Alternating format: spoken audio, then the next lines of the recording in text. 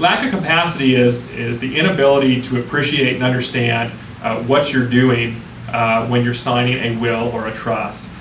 This can be rather complicated, but there's different capacity standards out there. I think ultimately what you're doing is you're asking, did they know what they were signing when they signed it? For wills, there's a little lower capacity threshold. For trust, there's a little bit higher of a capacity threshold, but either way, the elder or the family member has to show that they had capacity to do so.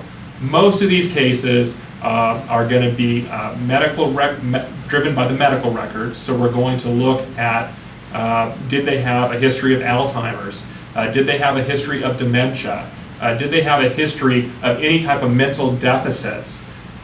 In California, it's not enough just to show the person had Alzheimer's or dementia or some type of mental deficit. You need to show that their mental functioning was affected because of that mental deficit.